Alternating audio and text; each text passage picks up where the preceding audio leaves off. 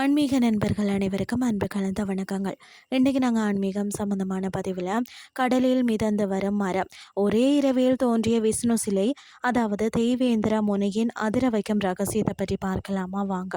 இலங்கையின் தென்கோடி எல்லையான தெய்வேந்திர முனை கடற்கரையில் நின்று கடலை பார்க்கும்போது வரும் அலைகள் மட்டுமல்ல, எண்ணற்ற வரலாற்று அதிசயங்களும் பக்தி பரவசமூட்டும் ஆன்மீக ரகசியங்களும் நம்மளுடைய நெஞ்சை தொடுமுன்னு தான் சொல்லணும். அங்குதான் 5 திசைகளும் சிவபெருமானின் காவலோடு விளங்கிய பஞ்சேஸ்வரங்களில் ஒன்றான வரலாற்று புகழ் பெற்ற தொண்டேஸ்வரம் சிவன் ஆலயம் வீற்றிருந்தது.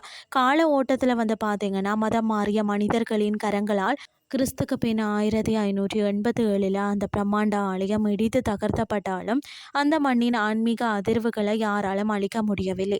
அதே மண்ணில் கடல் அலைகள் கொண்டு சேர்த்த ஒரு தெய்வீக அற்புதத்தை பற்றி தான் இந்த மெய்சிலிக்க வைக்கக்கூடிய வரலாறை பார்க்கலாம் வாங்க. கிறிஸ்துக்கு பின் 7ஆம் நூற்றாண்டு அனுராதபுரத்தை ஆண்ட முதலாம் தபுல மன்னனின் கனவுல நீலவர்ண கடவுளான உபல்லவன், அதாவது விஷ்ணு பகவான் தோன்றுகிறாரா.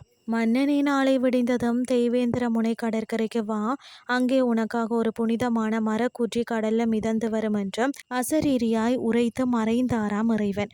மறுநாள் காலை மன்னனுக்கும் மக்களுக்கும் பக்தி பெருகுடன் கடற்கரையில காத்திருந்தார்கள். அதிசயமாய் ஆர்ப்பரித்து வந்த அலைகளுக்கு நடுவே வாசம் வீசும் ஒரு விசித்திரமான செந்நிற கிகிரி செஞ்சந்தன மரக்குற்றி மிதந்து கரையை தொடுகிறது. இறைவனின் கட்டளையை எண்ணி மக்கள் ஆனந்த கண்ணீர் வடிக்கிறார்கள். அந்த புனித மரத்தில் இருந்து இறைவனின் உருவத்தை செதுக்க பல சிற்பிகள் முயன்றனர். ஆனால் அதிசயமாய் யாருடைய உளிக்கும் அந்த மரம் வளைந்து கொடுக்கலையா. அப்போது தாடியும் சடைமுடியும் தாங்கிய ஒரு விசித்திரமான முதியவர் அங்கே தோன்றினாராம். மன்னனே, இந்த மரத்தில் இறைவனை கொண்டு வரும் பாக்கியம் எனக்குண்டு. ஆனால் நான் வேலை செய்யும் போது யாரும் பார்க்கக்கூடாது. சிறை சீலைகளால் மூடப்பட்ட மண்டபத்திற்குள் என்னை தனியாக விட்டு விடுங்கள் என்றார். மன்னனும் சம்மதித்தார். மண்டபத்திற்குள் உளியின் சத்தம் கேட்கவில்லை. ஒரு மந்திர அமைதி நிலவியது. அடுத்த நாள் காலை ஆவலோடு திரைச்சீலையை விலக்கி பார்த்த மன்னனுக்கு அதிர்ச்சியாம். அங்கே அந்த முதியவர் இல்லை.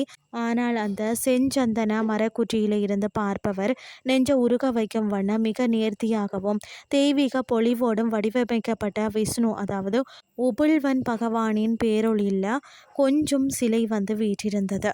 வந்த முதியவர் வேறு யாருமில்ல, தேவதச்சனான விஸ்வகர்மாதான் என்று உணர்ந்த மக்கள் பக்தி பரவசத்தில் திகைத்தார்களாம். மன்னன் தப்புலன் பார்த்தீங்கன்னா அந்த அற்புத சிலையை முறைப்படி பிரதிஷ்டை செய்து வழிபட தொடங்கினாரா. நூற்றாண்டுகள் கடந்தன. இலங்கையை கைப்பற்றிய போர்த்துகேய படையினர் தேவேந்திர முனை விஷ்ணு ஆலயத்தின் செல்வங்களை சூறையாடி ஆலயத்தை அழித்த போது அந்த அசல் மரச்சிலைக்கு ஆபத்து வந்தது. ஆனால் நம் முன்னோர்கள் அந்த தெய்வீக பொக்கிஷத்தை அவ்வளவு எளிதாக விட்டுவிடவில்லை.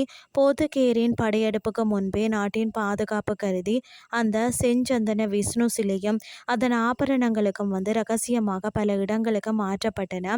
முதல்ல கேகாலை மாவட்டத்தில் உள்ள அலுத்துணுவர மகாவிஷ்ணு ஆலயத்திற்கும், பிறகு அங்கிருந்து பாதுகாப்பு கருதி தான் கண்டி மன்னனான செனரத் காலத்தில் கண்டி மகா விஷ்ணு ஆலயத்திற்கும் கொண்டு செல்லப்பட்டதா. கடல்ல மிதந்து தேவதச்சனால் செதுக்கப்பட்ட அந்த புனிதமான அசல் செஞ்சந்தன மரச்சிலை இன்று கண்டியில் உள்ள வரலாற்று சிறப்புமிக்க விஷ்ணு ஆலயத்திற்கு தான் பத்திரமாக வீட்டிலிருந்து பக்தர்களுக்கு அருள் பாலித்து வருகிறது.